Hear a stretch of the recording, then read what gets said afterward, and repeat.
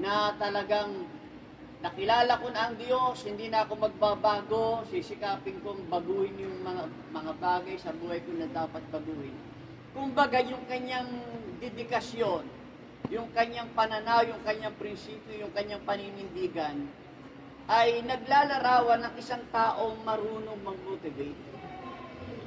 Kasi paano ka magkakaroon paano mo maiinganyo ang isang tao na magbago kung ikaw naman ay hindi ka nagpapatuloy patungo sa pagbabago.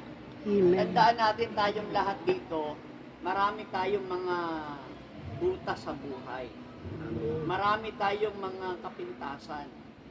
Kung sisilipin natin ang pagkatao ng isang tao, lahat tayo talaga mayroon tayong masasabi. Wala sa ating matuwid, wala kahit isa. Amen. Kaya nga, kung tayo ay patuloy na naglilingkod sa Diyos at nakakatanggap tayo ng katotohanan, naliliwanagan tayo, dapat nagkakaroon din tayo ng idea, pamamaraan o paninindigan na wag lang ito maging atin. Dapat maging bahagi din sa iba. Tandaan natin hindi mo magagawa yan kapag hindi pa ayos ang iyong sarili. Tama. May mga taong kahit hindi ka magsalita, di ba sabi, action speak louder than words? Masigit daw na nakakapagpangusap yung gumagawa ka kaysa sa nagsasalita ka. Ako talagang naniniwala ako, napakadaling magsalita. Napakadali talagang magsalita. Pero pagdating na sa gawa, dyan tayo nagkakaroon. Kaya nga, kung ikaw talaga'y motivator, so dapat meron ka nun.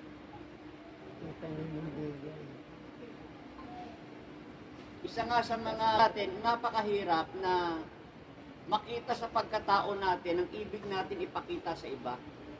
Kasi di ba meron nga tayong kasabihan, bago mo linisin ang bakuran ng may bakuran, linisin mo muna ang sarili ng bakuran.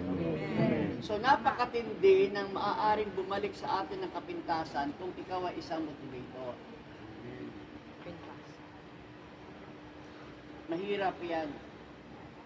Kasi pag akala ko ba, sinasabihan mo kami na huwag kang maninigarilyo, nalaman namin naninigarilyo ka pala. So napakahirap.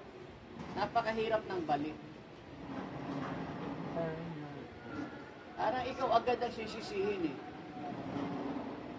Kasi ikaw yung nagsasabi na, gawin mo ito, ganito, mga ganun. Tapos, meron kang marinig, akala ko pa.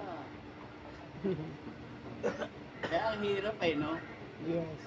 Pero, wag po ninyong aalisin ang pribilehiyong makapagsalita.